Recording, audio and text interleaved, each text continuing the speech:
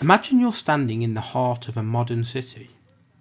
Thousands of people rush by, baristas steaming milk, traders watching flashing screens, Uber drivers zigzagging through traffic, and delivery bikes whizzing past.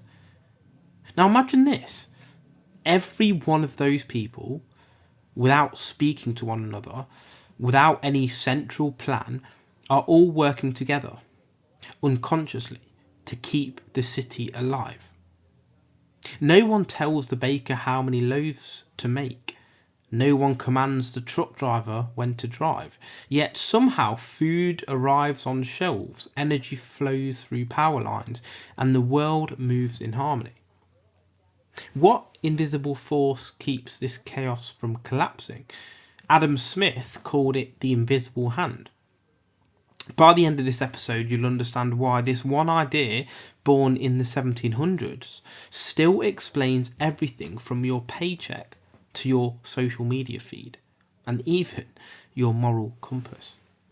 Before we dive in, this episode is powered by Strong Coffee Company, the protein-packed coffee that fuels both your body and your mindset. Start strong at strongcoffeecompany.com and use code Vancrux1 for 20% off your order. Adam Smith was born in 1723 in Scotland, and he wasn't just an economist. He was a moral psychologist, a philosopher, and a keen observer of human nature. He watched markets and men the way a biologist watches a coral reef, seeing patterns, motives, and unseen systems at play. He wrote two great works, The Theory of Moral Sentiments and The Wealth of Nations, separated by 17 years. The first explored why humans care about others. The second explored why humans pursue wealth. And in between those lines was what scholars call the Adam Smith problem.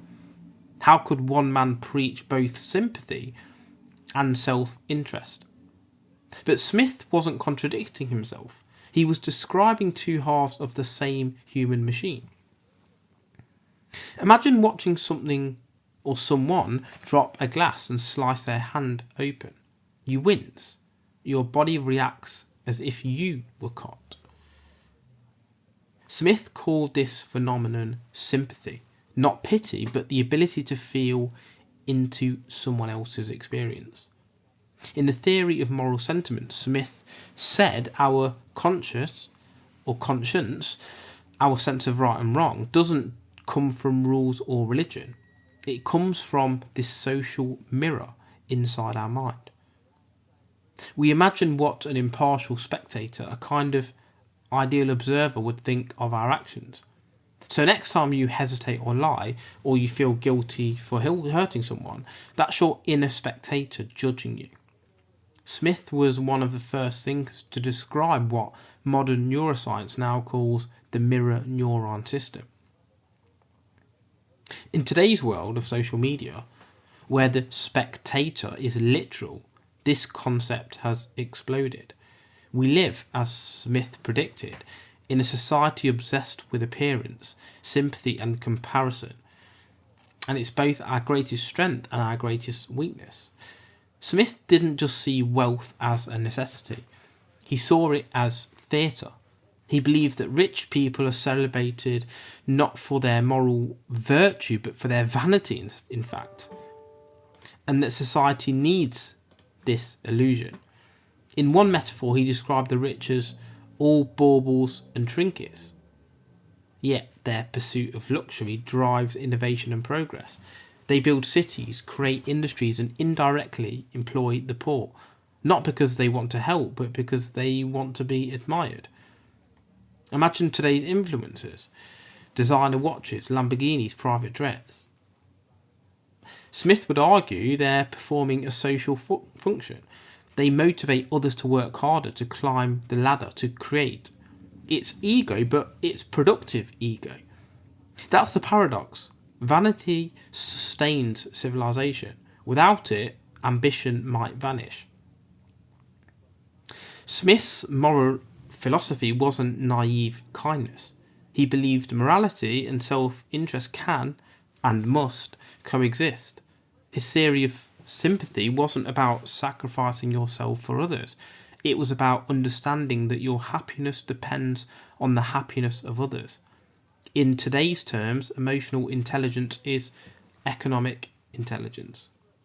If you run a business, lead a team, or even manage relationships, the same law applies. Empathy multiplies value. A boss who sees their employees as humans, not tools, will build loyalty that money can't buy. Smith saw this centuries before the term corporate culture existed. At first glance, the theory of moral sentiments and the wealth of nations seem to clash. One says humans are compassionate, the others say humans are selfish. But Smith's genius lies in showing that both are true. Humans are self-interested but socially dependent. We seek approval, status and prosperity, yet we can only achieve them through cooperation, trust and fairness. Think of a football match. Each player wants personal glory, goals, fame, contracts, assists, but to win they must pass the ball. That's Smith's equilibrium. Individual ambition balanced by mutual reliance. This episode is sponsored by More Labs, the recovery drink for high performers. Hydrate, recover and recharge smarter at morelabs.com with promo code Vancrux1 for 25% off. Back to the episode. Smith's most famous practical insight is the division of labour. He illustrated it with a pin factory. One worker making pins alone might craft a few per day, but if 10 workers divide the tasks, one draws the wire, one cuts, one sharpens, one packs, they can make tens of thousands daily. It was an early model of efficiency, and today it's the foundation of global production, from assembly lines to software teams, the compartmentalisation. But Smith warned this specialisation comes at a cost. A man who performs one task repeatedly becomes as stupid and ignorant as it is possible for a human creature to become. In other words, efficiency can erode humanity. He predicted burnout and alienation centuries before modern psychology gave them names. The lesson? Balance productivity with perspective. Don't just work in the machine, understand the machine. The invisible hand is one of the most misquoted ideas in history. Smith didn't mean greed is good. He meant that when people pursue self-interest within moral and social bounds, society naturally benefits. Think of a restaurant owner. They don't feed you out of love, they do it for profit.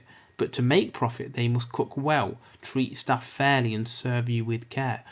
Your satisfaction sustains their livelihood. That's the invisible hand. The elegance between self-interest and social harmony. That elegant dance. When guided by conscience, competition becomes creation. When The Wealth of Nations was published in 1776, same year America declared independence, it ignited a new world order. Smith laid the blueprint for capitalism, free markets, limited government, and trade between nations. He saw that trade isn't a zero-sum game. Both sides can win when they focus on what they do best. He argued that government shouldn't protect justice and infrastructure and not micromanage industry. Today, that's the root of every debate between regulation and freedom. But Smith's capitalism wasn't cold. It was actually deeply human. He believed economic systems work only when individuals act with moral restraint. Capitalism without conscience, he warned, would rot from within. Smith's insight isn't just about being into self-interest, which was decades ahead of behavioural economics. He saw that people are not perfectly rational. They're emotional, biased and motivated by pride and recognition. Think of a young entrepreneur. He or she doesn't just start a business to make money. They do it to prove something, to be seen, to feel significant. Smith would say that's not greed, that's human nature. The question isn't how to remove self-interest, but how to refine it.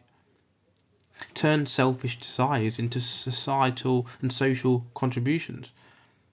Competition, to Smith, was like friction in an engine. It generates motion and heat, but too much burns it out. Healthy competition creates innovation.